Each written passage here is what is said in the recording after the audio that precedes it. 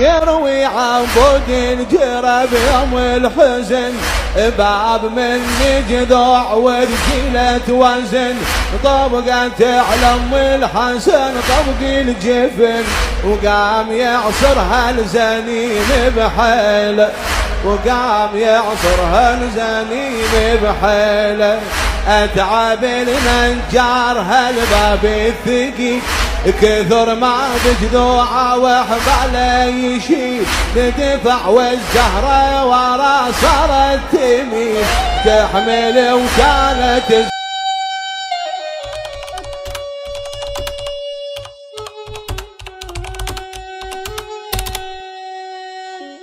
اكو منابر تعلمك شلون ترفع الصوت، واكو منابر تعلمك شلون تنزل الدمع، واكو ناس ما قرت كتب بس كتبوا اسمهم بقلوب الناس. اليوم احكي لكم قصتين، والقصتين يلتقن باسم واحد: عبود غفلة. وقفة. عبود غفلة كان إنسان بسيط بكل معنى الكلمة، ما عنده علم، ما عنده شهادة، ما يعرف يقرأ ولا يكتب، لكن كان يعرف شيء واحد إذا عرفته تعرف شنو يعني خدمة الحسين. كان يعرف الوجع. وقفة. عبود ما إجا للمنبر حتى يصير معروف ولا حتى ينقال عنه رادود كبير، إجا لأن الحزن كان أكبر من قلبه وكان لازم يطلع.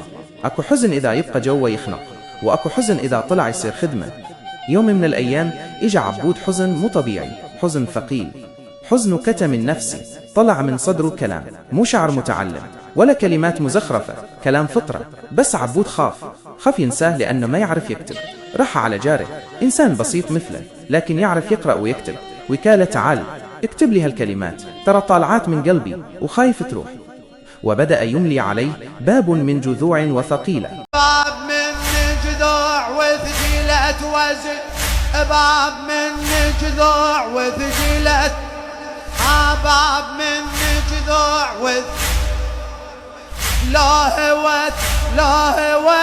لا هوت عالقاع ترجنها رجل، لا هوت عالقاع ترجنها طبقت علم الحسن طبق الجفن، طبقت علم الحسن طبق الجفن قام يعصرها عدوها بحيل، وقام يعصرها الزنين بحيله.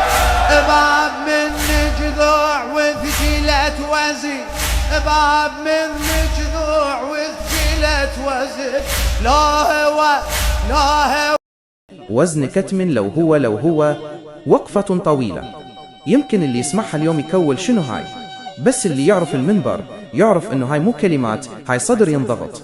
عبود ما كان يعرف شنو وزن ولا شنو بحر ولا شنو قافية، لكن كان يعرف شنو يعني طفل عطشان، وشنو يعني رأس مرفوع على رمح، وشنو يعني أم تنادي وما يرد أحد. صوته ما كان جميل موسيقيا، ما كان قوي، ما كان مدرب، كان مبحوح، متعب، مكسور. لكن من يصعد المنبر المجلس كله يهدأ. ليش؟ لأن الصدق إذا طلع بالصوت يسكت كل الضجيج. وقفة. وهنا تجي القصة الثانية، قصة المنبر. مو كل واحد يصعد منبر يصير خادم، أكو من يصعد حتى ينشاف، وأكو من يصعد حتى يخدم. الفرق مو بالصوت ولا بالكاميرات ولا بعدد الناس، الفرق بالنية. عبود غفلة ما فكر يوم شنو راح يكولون عني، ولا شكد راح يشتهر اسمي، كان يفكر بس شي واحد: هل هذا يرضي الحسين؟ ولهذا بكى. سموه عبود غفلة، مو لأنه غافل، لكن لأنه غافل عن الدنيا، ما يعرف حسابات ولا مصالح ولا شهرة، يعرف بس مصيبة. ولهذا صار مدرسة تعلمنا أنه مو كل صوت حلو صادق، ولا كل من عنده جمهور خادم، الخدمة قلب. ولهذا من نذكر عبود غفلة ما نذكر شخص راح، نذكر منبر بكى. رحمك الله يا عبود غفلة. بقيت شاهد أنه الحسين ما يريد أصوات عالية، يريد قلوب صادقة. وقفة ختامية بصوت هادئ وموجه للناس. يا إخوان، يا خدام الحسين، يا رواديد، نصيحة من القلب: لا تحطون عينكم على الشهرة.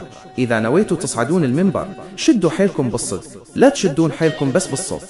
اصعدوا النية خدمة، لا تفكرون بكم مشاهد وكم لايك. الحسين ما محتاج شهرة، الحسين هو مال الدنيا شهرة وعظمة. الحسين يريد واحد يحب الصدق، يريد واحد يخدمه بقلب صافي وفطرة طيبة مثل فطرة عبود غفلة.